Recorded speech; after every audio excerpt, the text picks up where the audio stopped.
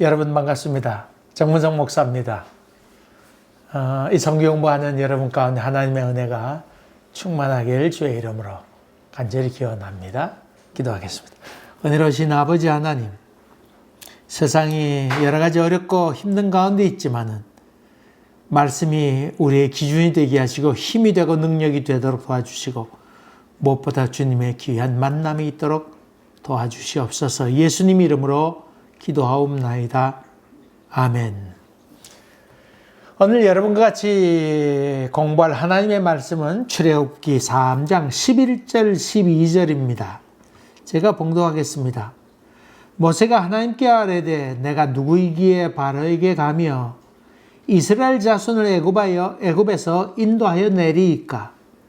하나님이 이르시되 내가 반드시 너와 함께 있으리라. 내가 그 백성을 애굽에서 인도하여 낸 후에 너희가 이 산에서 하나님을 섬기리니 이것이 내가 너를 보낸 증거니라. 아멘. 아멘. 여러분, 코비드가 더 횡행하고 있는 것 같습니다. 미국 같은 경우는 더 엄청난 숫자가 더 퍼지게 되고 그래서 많이들 지금 더 어려워지고 있습니다. 또 카나다도 마찬가지로 전 세계적으로 다 그런데 여러분 이럴수록 더욱더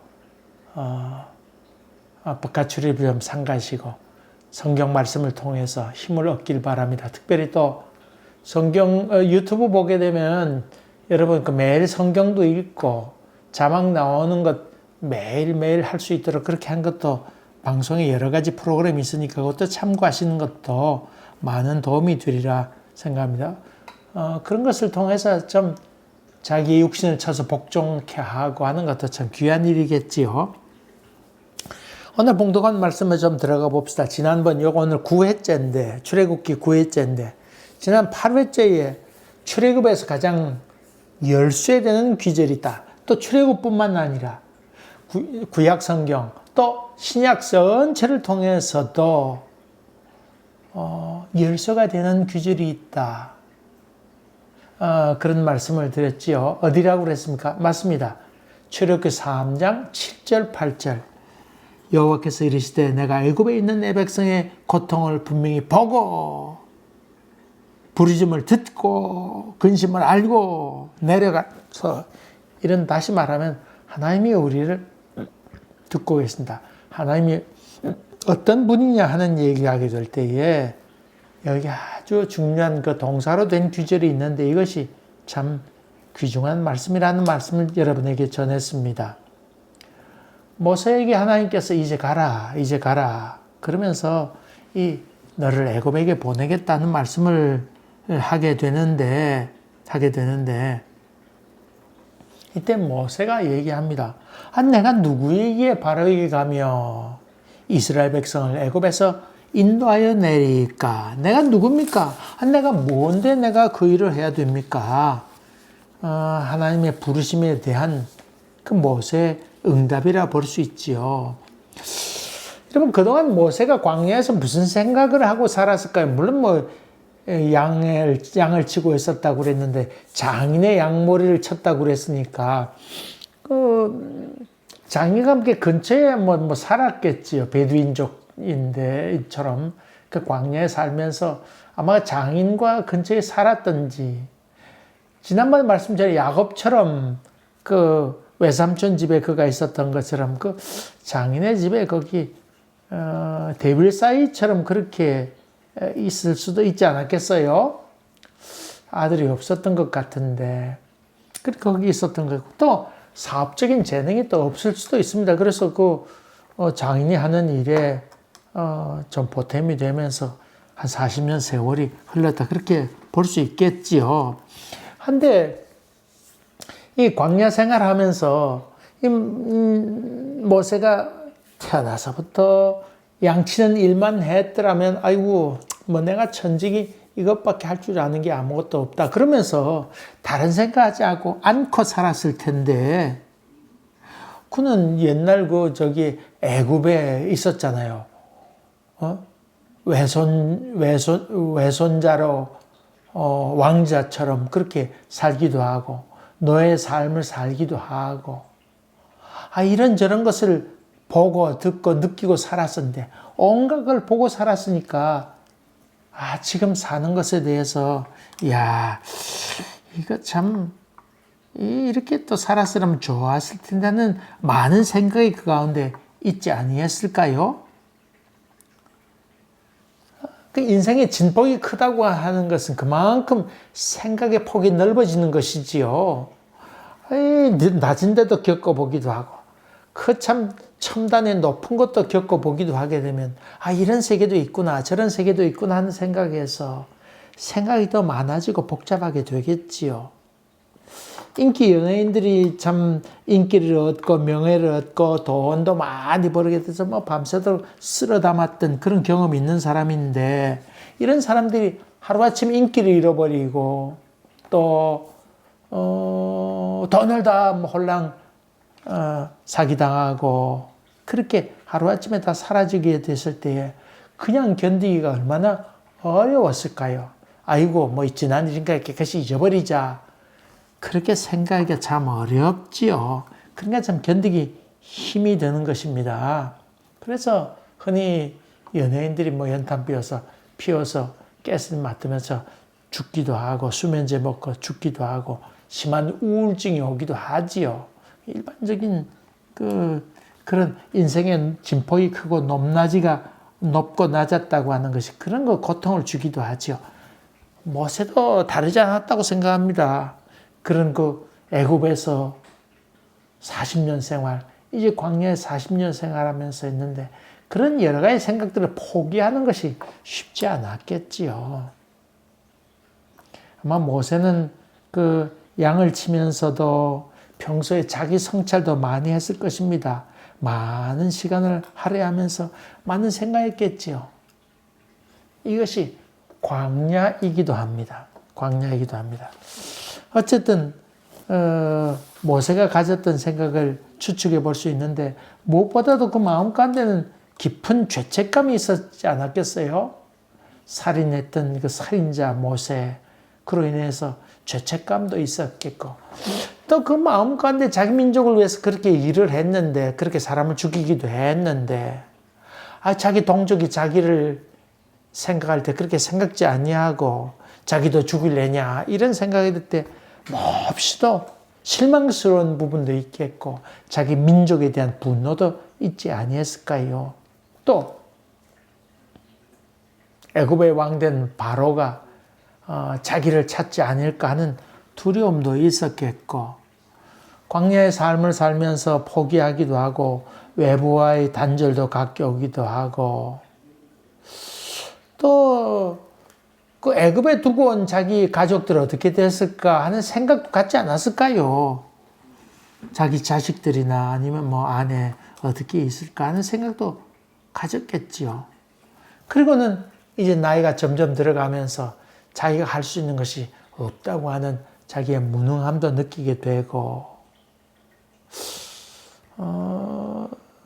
이런 생각 때문에 가졌던 것들 하나하나 내려놓는 작업도 하기도 하고 복합적으로 마음이 이루어졌겠죠. 또 반대로 생각해 볼 수 있는 것은 그 광야의 삶을 살면서도 여전히 내가 이래봬도 그래도 옛날에 이런 얘기하면서 적은 숫자지만은 만난 사람마다 자기 얘기도 좀 하면서 또 자식 커가면서 자기 옛날 얘기도 좀 해가면서 내가 그래도 옛날에는 이런 생각 때문에 괴로워하기도 하지 아니했을까요?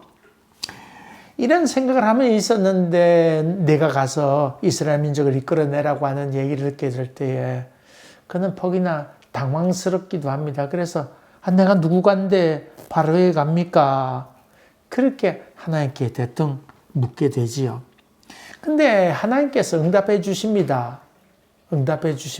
바로 응답해 주었는지 며칠 고민하다가 그렇게 하나님께 다시 나타나셔서 말씀하신 걸 듣고는 이거 어떻게 된 건가 그렇게 생각한지 알 길은 없습니다만은 하나님께서 나타나셔서 내가 반드시 너와 함께 있으리라 이렇게 주님께서 말씀하시죠. 하지만 내가 누굽니까? 지금 얘기하고 있는데 하나님은 내가 너와 함께 한다. 이 얘기를 지금 하고 있는 겁니다. 야, 너 능력도 된다. 너 옛날에 애굽에 있으면서 왕자로 살지 않았느냐? 애굽 왕궁에도 가보았고, 너는 내 민족이 어떻다고 하는 것도 잘 알고 있고, 또 네 마음과 내 민족에도 있지 않냐? 야, 그래도 넌, 다른 사람과 다르다. 넌 대단하다. 그래, 내가 불렀지. 내가 괜히 널 불렀겠냐? 너 넉넉히 할 수 있어.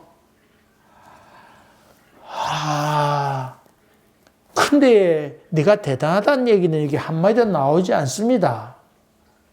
이 하나님께서 얘기하는 것은 내가 반드시 너와 함께 하겠다. 이것을 지금 얘기하고 있지요. 참 그런 거 보면 여러분 일반 심리학이나 일반 정신과나 이런 거 할 때 당신 특별한 사람입니다.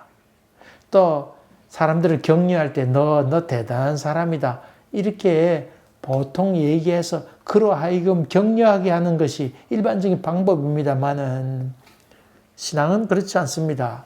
하나님 내가 너와 함께한다. 야 일어서라. 그렇게 얘기하죠. 불교에서는 한마디로 얘기해서 네가 부처다. 그거 얘기지요. 내 속에 네가 바로 부처다. 뭘 어디서 찾느냐. 그런 얘기하죠. 근데 반대로 기독교는 거기에 대해서 얘기하지 않습니다. 너 인간이 뒷거리다.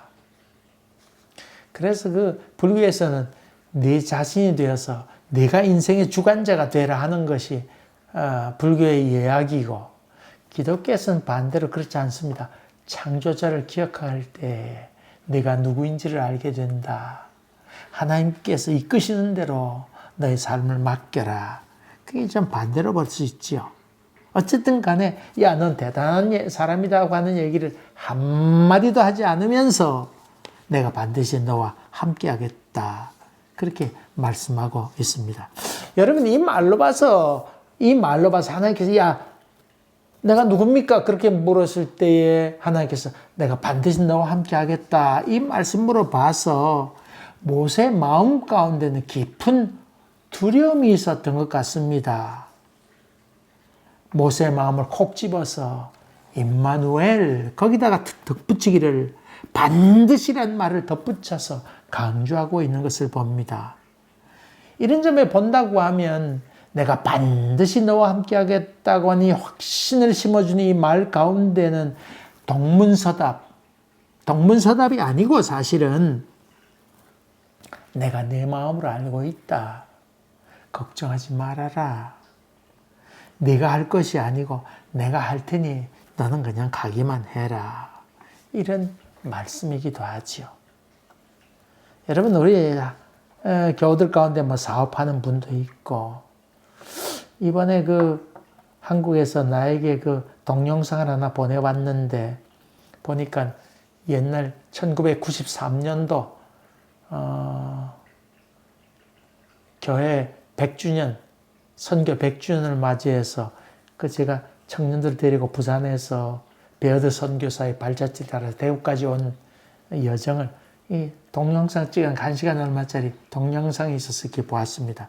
보니까 거기 참 내가 가르쳤던 애들 쭉 이렇게 있는데 최근에 제가 가르쳤던 애들부터 한 번씩 소식 전해를 받기도 하고 방문하기도 하는데 참 거기서 있는 애들이 다 그래도 다 잘 돼 있는 것을 보고는 좀 마음에 큰 기쁨을 느꼈습니다.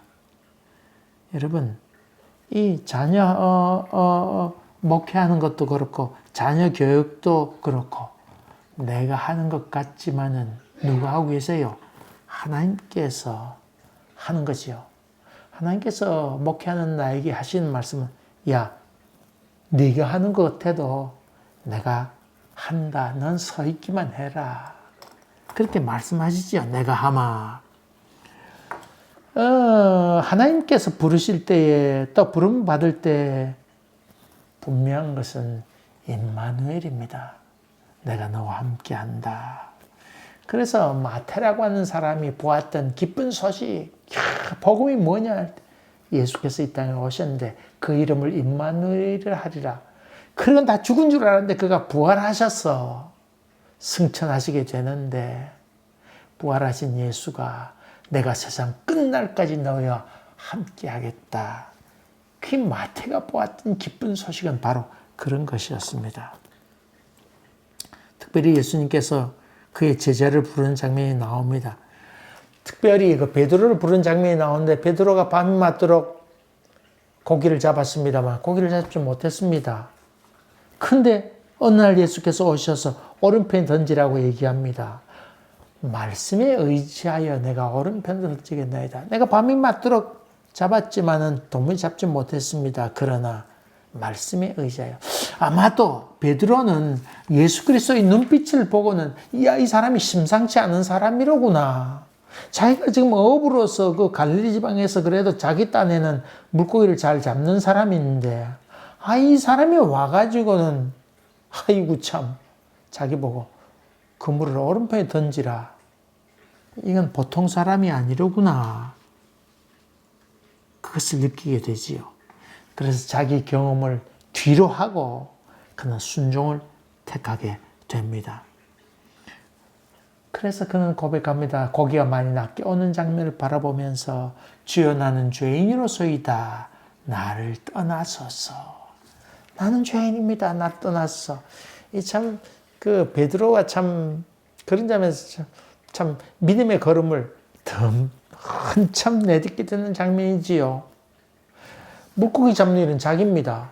자기 따라올 사람이 없다고 생각한 사람입니다만은 그러나 예수께서 오셔서 던지라고 할 때 순종하면서 신적인 존재 앞에 그가 서 있는 것을 경험하게 됩니다. 이야, 내가 죄인이로구나.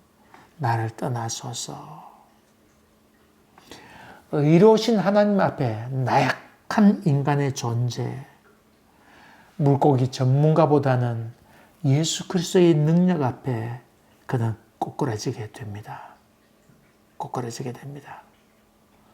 이야, 참 대단한 장면이지요. 그리고는 이 베드로는 그물을 버려두고 예수를 따르게 됩니다. 뒤도 안 보고 그 부르심에 순종했다고 하는 말이죠. 여러분 이사야서 보게 되면 6장에 보게 되면 이사야가 부름을 받게 된 장면이 나옵니다. 당시 상황을 그때 그 돌아가는 상황을 한마디로 얘기한다 그러면 여호와여 저들을 용서하지 마소서 그런 고백으로 얘기할 수 있습니다. 얼마나 악이 지독했으면 주여 그래도 좀 용서해 달라고 하는 국률과 자비가 나올 텐데 얼마나 죄를 많이 지었으면 주여 저들을 용서하지 마소서. 저들은 안 될 놈들입니다. 아예 싸그리 그냥 정리하옵소서. 오죽했으면 그런 말이 나올까요? 극에 달한 악한 모습이 그 속에 담겨 있는데 이때 하나님께서 이사야를 부르는 장면이 나옵니다. 성전에 연기가 가득했는데 이때 하나님의 음성을 듣게 됩니다.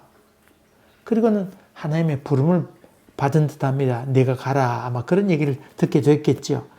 이때 그 음성을 들었던 이사야는 놀랍니다. 화로다 나여 망하게 되었도다. 나의 입술이 부정한 사람이도다. 나는 입술이 부정한 사람입니다. 그러면서 가슴을 찌고 탄식하게 됩니다. 하나님 음성을 들었을 때 이거 큰일 났구나. 난 안 됩니다. 내가 어찌갑니까? 난 부정한 사람이다. 내가 망하게 되었습니다. 그런 고백하게 되죠. 천사가 나타나서 핀 숯불, 벌겋게 단 숯불을 가져와서 입술에 대면서 내 죄가 사해졌다. 이 말씀을 듣게 되지요. 그때 내가 누구를 보내며 누가 우리를 위하여 갈고 그렇게 할 때 그 입술이 정하게 된 이사야가 내가 여기 있나이다. 나를 보내소서 그런 고백을 하게 되지요. 신을 만났을 때 형편없는 우리 자신을 알게 되지요. 알게 됩니다. 모세도 어쩌면 광야에 있으면서 과거를 얘기하면서 그런 내가 옛날 그래도 이렇게 살았는데 야 나는 그래도 애굽에서 왔어. 이런 생각하면서 뭐 갖고 있던 뭐 소장품이나 이런 것들 하나하나 꺼내기도 하지 않았을까요? 보여주기도 하고 증명해 보이기도 했는데 그렇게 우쭐해 살고 있었는지 모르겠는데 그런 모세에게 하나님께서 찾아오셔서 그로 하여금 초라함을 고백하게 하시게 됐지요. 사도 바울은 기세 등등해서 의기양양해서 다메섹에 가게 됩니다. 강한 빛을 보게 됩니다. 꼬꾸라지게 됩니다. 그리고는 자기가 별것 아닌 존재임을 알게 되지요. 그리고 아나니아를 통해서 기도받게 되고 눈이 낮게 됩니다. 그래도 이래봬도 내가 유학파여 예루살렘에서 그래도 학자인데 내가 그렇게 살았던 바울이 꼬꾸라지게 되고 아나니아에 가서 찾아가서 기도를 받게 되어서 눈이 떠지게 되는 별것 아닌 존재임을 고백하게 될 때에 그는 끝없이 허처로 추락하게 되죠. 추락하게 됩니다. 이것이 자기 부정이라 얘기할 수 있고 이런 과정이 곧 신앙의 출발이라고 볼 수 있습니다. 여러분 흔히 모세가 광야에서 겸손해가지고 있을 때 하나님께서 불렀다 그런 얘기를 하게 되는데 사실 여러분 성경을 그렇게 해석하면 되지 않습니다. 하나님께서 겸손했기 때문에 그가 부르심을 받은 것이 아니고 하나님의 부르심을 받았기 때문에 그가 꼬꾸라지게 되고 겸손하게 됐다고 하는 것입니다. 하나님을 만났기 때문에 겸손하게 된 것입니다. 이것이 성경이 말하는 기쁜 소식입니다. 여러분, 완전해야 하나님께서 우리를 부르는 것 아닙니다. 하나님의 부름을 받게 되면 우리 마음껏 내가 이렇게 살면 안 되지 하는 간절함이 나오게 되고 아이고 주님 뜻대로 살아야지. 예전에는 자기 잘난 맛에 살았습니다마는 추억 속에 살았습니다마는 예수 그리스도를 만나게 되면 그까지가 아무것도 아니지. 예수 닮아가야지. 아이고 말씀도 좀 봐야지. 기도해야지. 이런 삶으로 바뀌는 것. 이것이 복음이라고 하는 것입니다. 한 번 더 기억합시다. 겸손했기 때문에 부름을 받은 것이 아니고 부름을 받았기 때문에 겸손해져 가는 과정을 밟게 된다. 기도합시다. 은혜로우신 아버지 하나님 참 감사합니다. 오늘 모세의 모습을 보면서 신앙의 장족의 출발을 갖고 오도록 도와주시고 무엇보다도 주님과의 깊은 영적 만남이 있도록 도와주시어서 우리도 겸손케 하시고 기꺼이 순종해 가는 믿음의 사람이 되도록 도와주시옵소서. 예수님 이름으로 기도하옵나이다. 아멘. 감사합니다. 또 뵙겠습니다.